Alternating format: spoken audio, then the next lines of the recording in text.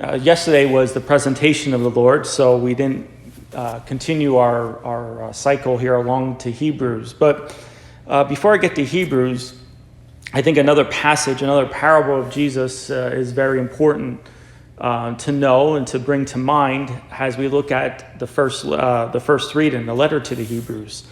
And it's the parable of the sower and the sower. And if you remember that, it's where Jesus gives us 4 scenarios. Okay, so a sower is out and he's sowing seeds on the ground, and there's 4 different locations where those seeds fall. One falls on rocky path, and we're not going to worry about that one. That's for people with no faith at all.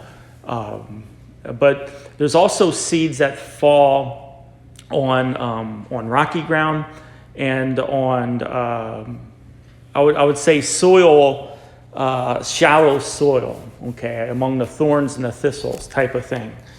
And that's the one I really want to focus in on, because in that analogy, Jesus says that it grows, but then the cares and the anxieties of this world burn it out, okay? So it sprouts a little, but it has no roots. So the heat of the sun kind of just burns out the plant, okay? And that's kind of like an analogy for the trials and sufferings that happen to the Christian life, that those who have no roots, as soon as trials come, they immediately leave because the roots aren't deep.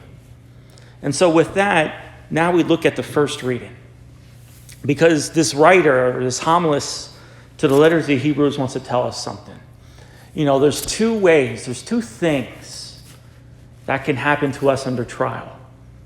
The first is, as I just said with the parable of Jesus, we run away, we give up, we give up on the faith. And so with that, Hebrews, this writer, this homilist, is concerned about that. He's concerned that the people that he's writing to may lose faith when trials come. And so he gives us an alternative of what also can happen under trials. Basically, in a nutshell, trials can also be the way in which we become a saint. He mentions many times in this first reading this idea of father and son. What father, he says, doesn't discipline a son? Now we can use son in the broader term, okay, and include women as well, okay. But the point is that what? That God does care. He does care about our trials. And often trials and suffering is the path in which true spiritual growth and true faith continue to develop. I mean, if we think about it in our own lives, when do we pray the most and the hardest and the most sincerest? Usually, when they're comfortable, things are going well, things are easy, we tend to not be as devout, right? Sometimes that's even when our prayer laxes a little bit. But trials, suffering, that's when we fall on our knees. That's when we fall on our knees, and that's when saints are made.